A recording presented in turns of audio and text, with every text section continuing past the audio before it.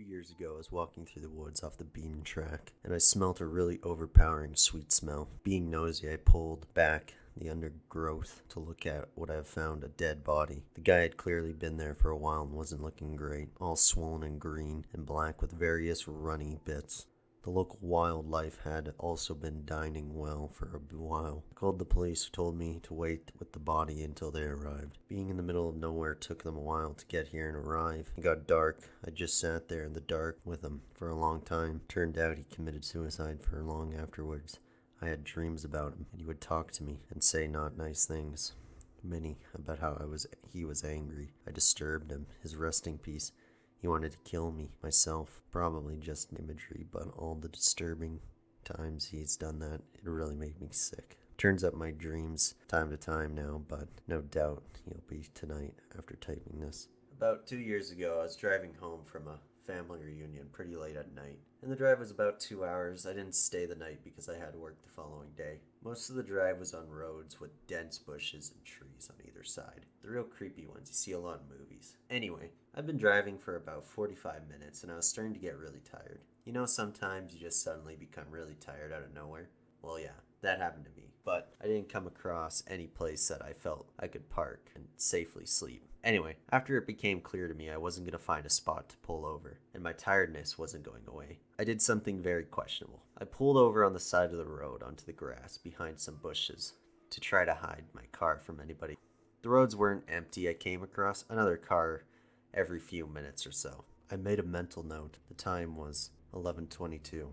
Then I fell asleep. Sometime later I woke by a scratching sound. I quickly looked over at the clock. The time was 11:50. The sound stopped a few seconds later, and because I was really exhausted, I fell back asleep. I didn't bother looking around. I was later awoken by the same sound, and it was now 12:40. This time it really freaked me out, because the sound didn't stop. The thought ran across my mind that it was just an animal inspecting the car, but why would it return almost an hour later after it had left the previous time? I looked in my rearview mirror and just managed to catch a glimpse of something running away into the forest. Now at that time I thought it was the damn hook killer. You know, the one that scratches the couple's car, then slaughters the guy when he got out to investigate. Fuck that, I thought. I thought to myself, so I got the hell out of there.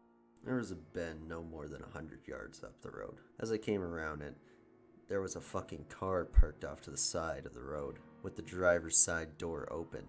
I slowed down to see if anyone was there. There wasn't.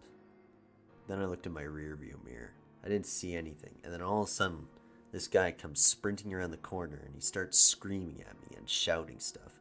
Hey you, get the fuck out of your car now. Now!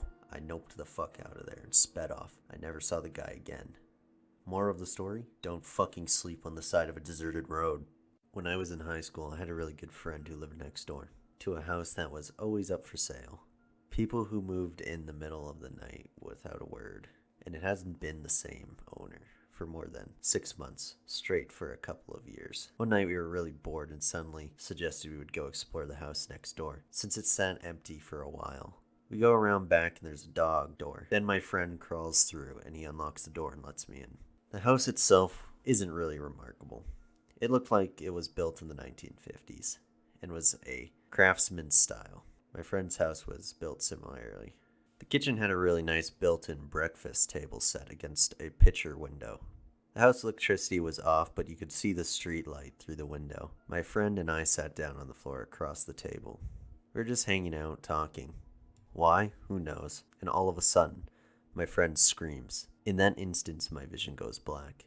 It wasn't that I couldn't see. My body was engulfed in this sickly coldness from head to toe. I start screaming, and I feel my friend's hand grabbing mine and pulling me in some direction forcefully. My vision slowly comes back. As I start to warm up, I realize we're outside, under the streetlight. It was December, and it should have been much warmer inside that house. Finally, I look at my friend. He looks scared. I'm really confused and kind of panicked myself, and finally asked him what happened. He said I was talking to a black thing, a figure, all black. It only had a vague shape of a girl, and it crawled out under from the table and sat on top of me. Apparently, I started playing with my eyes, trying to keep them wide open, like I couldn't see, and he was freaked out. He pulled me out of the house. We're still friends, and we bring it up every now and then, but the story itself never changes, and it sends chills and it sends chills down my spine to this day. I've never felt such blackness or coldness in my life. For a couple days afterward, I couldn't unshake this feeling, and I could never walk past that house again. I hate it. A friend of mine and I were driving home from high school one afternoon when we came across a red light. The left turn turns green and my friend accelerates, maybe a bit too quickly. His tires peeled out a bit.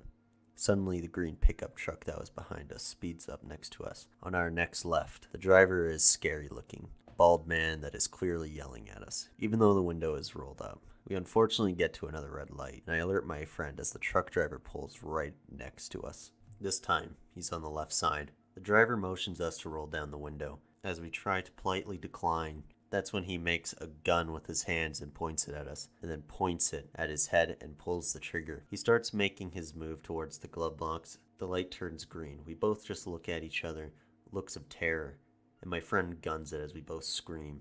The truck peels out towards us and is tailing us, right on our ass. I decide the best thing to do is try to lose him near my house in the neighborhood. I'm familiar with the area, and if we get ahead of him, we might be able to get rid of him. Sure enough, he's following us the whole time. And as he pulls into my neighborhood, I tell my friend to speed up quickly and pull a left into the subdivision. It worked. We speed down until we find a busy-looking cul-de-sac and park behind a car on a driveway. We lay low and eventually see the truck drive by, right by the street we chose. Huge sigh of relief. At that point, we decided to chill out and try to laugh it off. We didn't know what could have happened. We ended up calling the police and meeting with an officer to make sure we got home safely.